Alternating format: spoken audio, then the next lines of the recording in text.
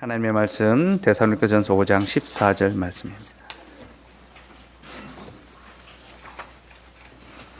데살로니가전서 5장 14절 말씀.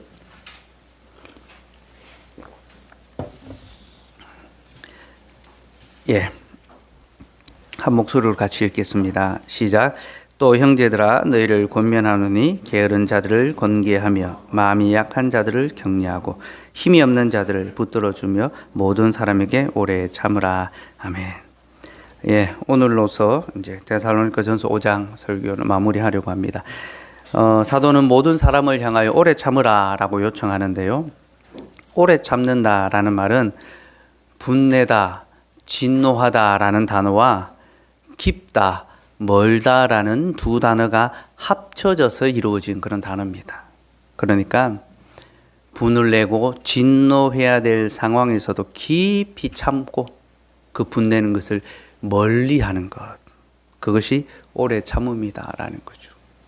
살아가면서 수시로 우리를 화나게 만드는 그런 상황 속에서 깊이 이 분노를 마음 밑바닥으로 다시 가라앉히고 또 이 분냄의 마음을, 진노하는 마음을 멀리 밀쳐두는 것, 그것이 오래 참음이죠. 하지만 살아보면 이거 참 어렵다. 우리는 이 분냄과 이 진노함을 늘 가까이 두고 또 늘 우리의 마음의 표면에 튀어나오도록 항상 준비하고 있는 것처럼 상황만 되면 툭툭 튀어나오는 것, 그것이 환행과 분냄이 아닌가 싶습니다. 제가 오늘 이제 순서지에 이제 사진을 하나 이제 넣어드렸죠.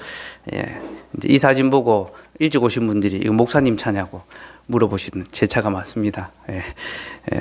3.1절 자동차 추락 사건이라고 제가 이름을 붙여봤는데요. 이제 제 자동차가 이제 길에서 이제 떨어져 가지고 추락을 한 거죠. 물론 뭐 아주 낭떠러지로 떨어진 거 아니었지만 길에서 떨어지겠는데, 이게 어떻게 된 일이냐면 지난 3월 1일에 휴일이기도 하고 또 그날이 결혼 기념일이기도 하고, 그래서 이제 비가 오는데 이제 하루를 이렇게 보낼 것이냐 해서 드라이브라도 가자 해서 이제 오후에 차를 몰고 이제 구롱포로, 목적지를 정하지 않고 그냥 구롱포로 이제 한 바퀴 쭉 돌아보고 이제 오려고 그렇게 이제 생각하고 이제 차를 몰고 나왔는데, 구롱포 다 와가다 보니까 이 표지판에 장길리 낚시공원이라는 표지판이 나오더라고. 그래서 늘 가던 몇 번 갔던 구롱포를 가는 것보다 안 가본 곳을 가자 해서 이제 방향을 이제 장길리 낚시공원으로 이제 틀었습니다. 가서 보니까 뭐 특별히 볼 건 없는데 아주 바다 인접해서 바다 가까이에서 이제 차를 대고 바다를 이제 볼 수 있더라고요. 그래서 이제 그냥 뭐 근처에서 바다를 봐도 되는데 제 딴에는 조금 더 서비스를 하겠다고. 비가 오고 하니까 더 파도도 많이 치고 하니까 최대한 바다 가까이에 가서 바다를 보면 한결 더 좋지 않겠나 싶어서 이제 약간 언덕을 타고 내려가면 바로 바다 앞에까지 갈 수 있는 길이 있더라고요. 그래서 언덕을 조금 타고 넘어가는데 퍽 하고 소리가 난 겁니다. 바퀴가 하나가 이제 빠진 거예요. 깜짝 놀라서 이제 이게 무슨 일인가 싶어서 막 이제 악셀레터를 밟았는데 바퀴가 겉돌고 이제 빠져나올 수 있는 그런 상황이죠. 때마침 비는 뭐 억수같이 그때 억수같이 쏟아지는 겁니다.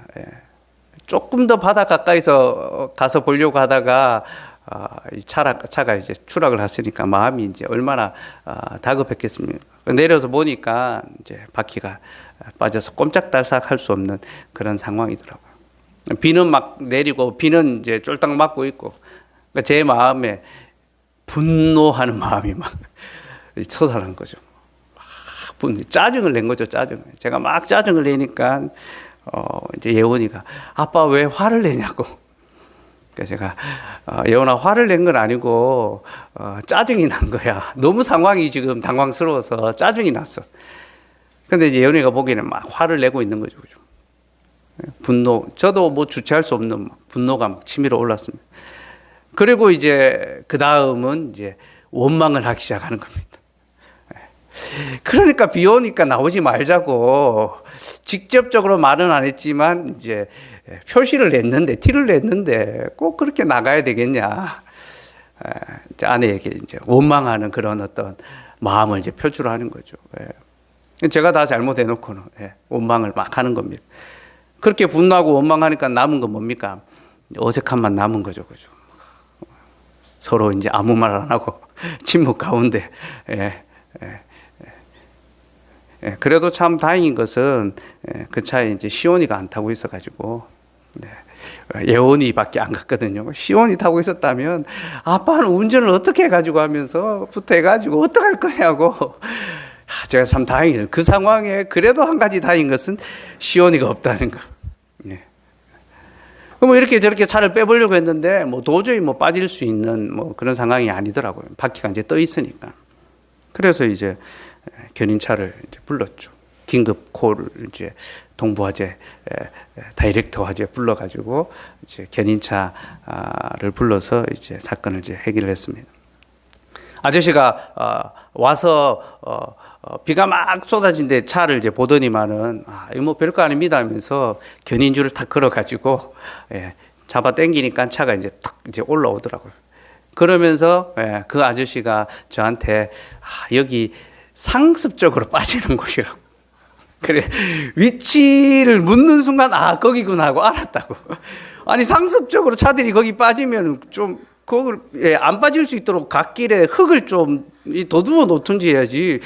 그걸 빠지도록 그렇게 이제 계속 두는 게 참 의아하긴 하던데 포항시에 민원을 좀 넣어야 되겠다 싶은 생각이 드는데 어쨌든 상습적으로 이제 차가 이제 빠지는 곳이다라고 해서 아주 쉽게 이제 저를 건져 주더라고요.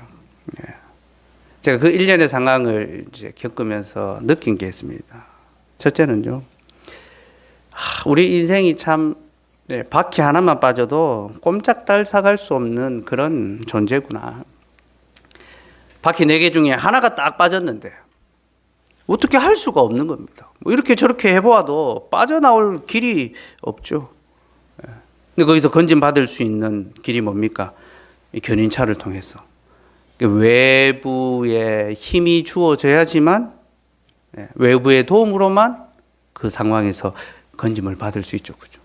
구원은 오직 외부에서, 내 안에서가 아니라 내 밖에서 하나님의 도움이 있어야만 가능하구나라고 깨달았습니다.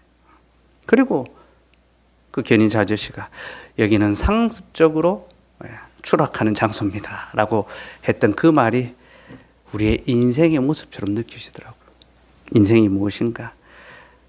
상습적으로 추락하는 것. 늘 추락을 반복하고 실패를 반복하는 것, 그것이 인생이구나. 하나님은 오래 참으라라고 하시지만 늘 분노하고 원망하고 관계가 어색해지는 것, 그것이 우리의 실존이구나. 상습 추락, 그게 인생이라는 것이죠. 그런데 하나님께서는 어떻게 하십니까? 그렇게 상습적으로 넘어지고 습관적으로 빠지는 우리를 다시 구속해 주시죠. 아무 일도 아니라는 것처럼. 제가 그 아저씨 이제 비를 맞을까 싶고 우산을 막 씌워드리니까 괜찮다고 막. 그 얼마나 멋있게 보이는지 사람이. 비를 막 맞으면서 그 줄을 해가지고 시동 거시고 기어 중립하시고 딱 순종하면서. 그렇게 멋있어 보일 수가 없더라고요. 상습적으로 빠지는 그 곳에서 상습적으로 건져주시는 것. 참 이것이 하나님의 은혜구나 깨달았습니다. 사건이 다 이제 종료되고 난 다음에 저의 반응은 이전과는 완전히 달라졌죠. 회복으로 인하여서 감사하게 됐고 평안을 누리게 됐습니다. 꼼짝달싹할 수 없던 그 비참한 상태가 회복이 되어서 이제 다시 돌아갈 수 있게 됐고요. 제 마음에 막 정말 감사의 마음이 물밀듯이 밀려오더라고요. 그래서 제가 이 긴급 출동 고객 만족도 조사 이 카톡에 들어가서 10점 만점에 10점. 제가 처음 해봤습니다. 긴급 콜 이거 몇 번 해봤는데 점수 주기는 처음이었습니다. 야, 이거 무조건 점수 줘야 된다. 10점 만점에 10점을 줬습니다. 감사가 막 밀려드니까. 그리고 돌아오는 길에 전복죽과 마카롱을 사서 평안히 집으로 돌아왔습니다. 평안히 회복되는 거죠.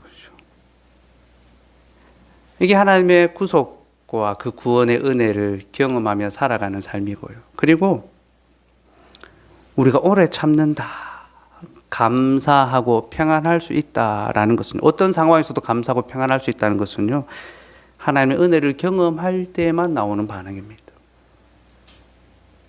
내가 참아야지, 억누른다고 되는 것이 아니라 하나님의 구속의 은혜를 삶 속에서 경험하고 누려갈 때에 내 속에서 자연스럽게 배어 나오는 것이 오래 참음입니다. 감사합니다. 평안입니다. 왜 그렇습니까? 오래 참는다라는 것이 하나님의 속성이기 때문에, 그 하나님의 속성이 우리에게 나타날 때, 우리가 하나님의 속성을 경험할 때에 비로소 우리도 오래 참을 수가 있게 되는 거죠. 여러분, 하나님은 노하기를 더디하시고 우리를 향하여 오래 참으시는 분이십니다. 그래서 우리가 죄를 범하여도 아주 멸절되지 아니하고 이렇게 보존될 수 있는 것 아니겠습니까? 그죠? 아침마다 우리를 향한 하나님의 그 성실과 인자하심과 그 자비가 늘 새롭게 주어지기 때문에 우리가 멸절되지 않냐고, 진멸되지 않냐고 살아갈 수 있는 겁니다. 예레미야가 3장 22절 말씀 같이 읽읍시다. 시작. 여호와의 인자와 긍휼이 무궁하심으로 우리가 진멸되지 아니함이니이다.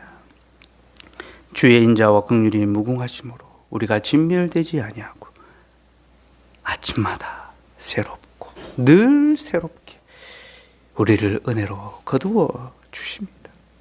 이것이 우리를 향하여 오래 참으시는 하나님의 뜻입니다. 주께서 우리를 오래 참으시니 우리가 오래 보존될 수 있는 거죠. 그리고 우리를 향하여 오래 참으시는 하나님께서 이제 우리에게도 오래 참을 것을 요구하십니다. 내가 너희를 향하여 오래 참은 것처럼 너희도 서로를 향하여 오래 참으라. 여러분, 이 말은요, 이제 우리도 하나님의 마음을 가지라는 것입니다. 너희도 하나님의 마음을 가지라, 하나님의 성품을 가지라라는 것입니다. 여러분, 우리가 오래 참는다는 것은요, 우리 안에 하나님의 마음이 있다는 것입니다. 우리가 참지 못하고 쉽게 분노한다는 것은 우리 속에 아직 하나님의 마음이 멀리 있다는 거죠. 오래 참읍시다. 그리고 우리 속에 하나님의 성품이 더 풍성히 드러날 수 있도록 그렇게 합시다. 그러면 우리가 무엇을 참아야 하는가? 두 가지를 참아야 합니다. 첫째는 서로의 연약함을 참아야 하죠. 지난 주일에 말씀드렸습니다. 교회 안에는 항상 약한 자들이 있다 했습니다. 게으른 자들이 있죠. 질서를 따르지 아니하고 마음대로 행동하는 자가 있으며 삶을 규모 없이 살아감으로 다른 사람들에게 부담을, 짐을 지어주는 그런 이들이 있을 수 있습니다. 마음이 약한 자들이 있습니다.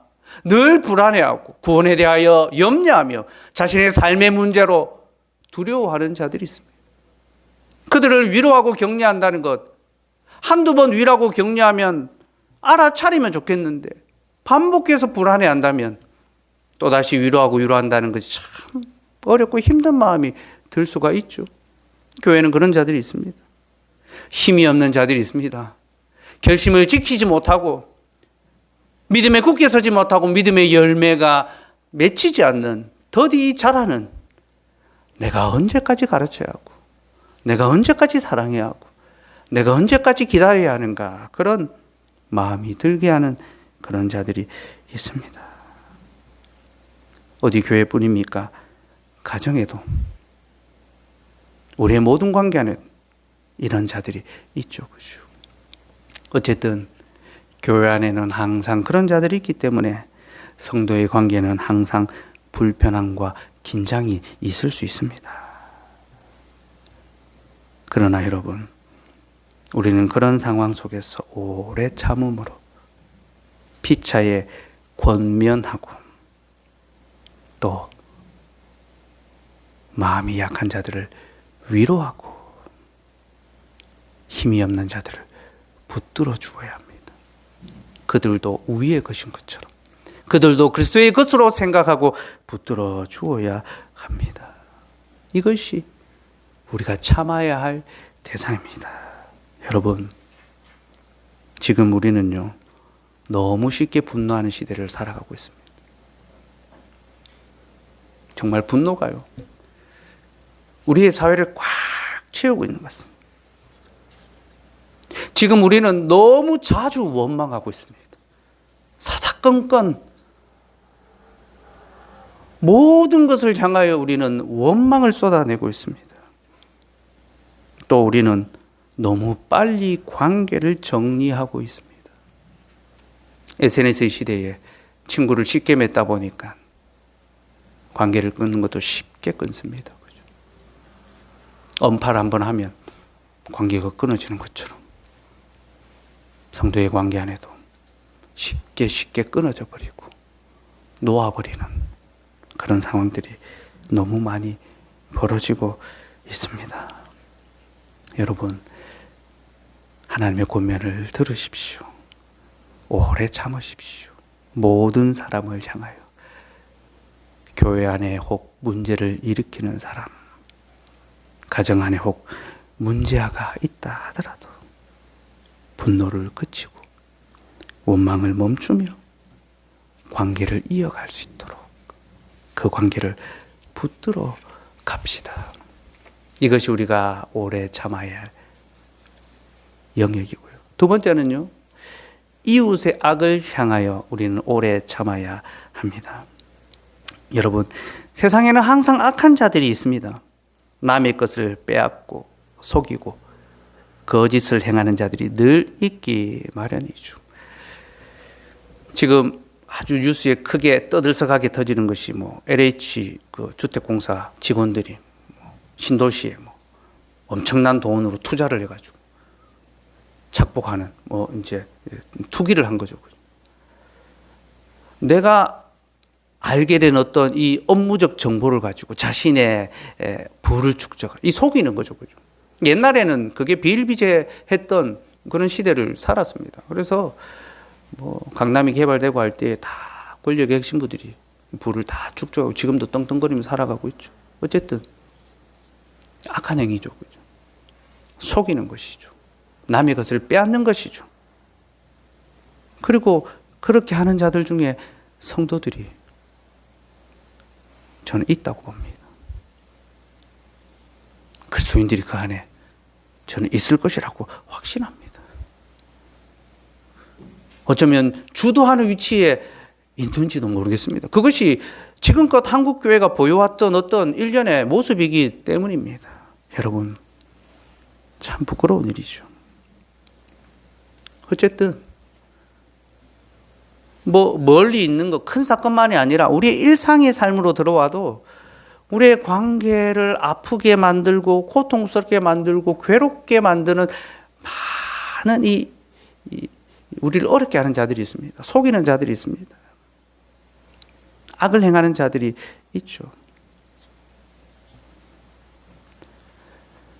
그러나 하나님께서는 그렇게 우리에게 악을 행하는 자들을 오래 참으라 하십니다. 그리고 그들에게도 선을 행하라 라고 말씀하십니다. 악을 악으로 갚지 아니하고 선으로 그들을 대하라는 이 말씀이 구속사적으로 어떤 의미가 있는지 지난주에 말씀드렸습니다. 구약시대에는 받은 것 그대로 돌려줍니다. 눈은 눈으로, 이는 이로. 이것은 과도한 복수를 금지하는 제한적인 사랑이라 했죠. 근데 신약에 우리에게는 악을 선으로 갚으라 라고 말씀하십니다. 이는 완전한 사랑을 베풀라라는 거죠. 하나님께서 왜 우리에게 완전한 사랑을 요구하십니까? 우리에게 주신 사랑이 완전한 사랑이기 때문에 예수 그리스도를 통하여 우리에게 완전하고 영원한 사랑을 베풀어 주셨기에 이제 우리에게도 완전한 사랑을 행하라 라고 그렇게 말씀하십니다. 그래서 여러분, 성경은 우리가 우리에게 선을 행하는 자들에게만 선을 행하면 이것이 무슨 칭찬이 되겠느냐라고 하면서 우리를 까다롭게 하며 우리에게 악을 행하는 자들에게도 선을 행하라. 이것이 하나님 앞에서 아름다운 삶이다, 일이다. 그렇게 말합니다. 그러니 여러분, 무슨 악을 당하더라도 참고 견디시고 선을 행할 수 있기를 힘씁시다. 이것이 하나님 앞에서 아름다운 삶이요, 뭇 사람들에게 칭찬받는 그런 삶입니다. 내가 당하고 있는 악들이 무엇인가 돌아보시고 내가 그 악에 어떻게 대처해야 하는가 지혜를 발휘하시기 바랍니다. 끝으로 오래 참는다라는 것은요, 용서하고 화해하는 삶을 살아간다라는 것을 가리킵니다. 여러분, 우리는 오래 참을 때 서로를 용서할 수 있고 또 화해할 수 있습니다. 용서와 화해의 삶을 살기 위하여 우리는 오래 참아야 하는 거죠. 근데 여러분, 이 용서와 화해는요, 비슷한 개념이지만 이 결이 조금 다릅니다. 어떻게 다르냐? 용서는 죄를 덮어주는 것입니다. 내가 너 용서할게. 죄를 덮어주는 거죠. 사랑은 허다한 죄를 덮어주죠. 허물을 덮어주는 겁니다. 그 화해는요, 계속해서 소통하고 관계를 맺어가는 것, 그것이 화해입니다. 곧 용서는 관계 회복입니다. 죄를 덮어줌으로써, 눈 감아줌으로써 깨어진 관계가 다시 회복됐죠. 화해는 그 회복된 관계를 누려가는 것입니다. 소통하고 관계를 지속해 가는 거죠. 그래서 여러분, 용서의 결과가 화해입니다. 용서한 결과가 화해고 또 참된 용서는 반드시 화해로 마쳐야 합니다. 내가 정말로 용서했다면 화해하는 것까지 나아가야 한다는 거죠. 여러분, 하나님과 우리의 관계를 들여다봅시다. 하나님과 우리의 관계도 용서와 화해의 관계입니다. 하나님께서는 우리의 죄를 덮어주셨습니다. 그리스도의 그 피로 허다한 우리의 죄를 다 덮어주셨죠. 그리스도의 사랑이 우리의 죄를 덮었습니다. 이는 우리를 용서해 주신 것입니다. 나도 너를 정죄치 아니하노니. 하나님은 우리의 죄를 다 용서해 주셨습니다. 여러분, 이 죄사함의 은혜를 누리십시오.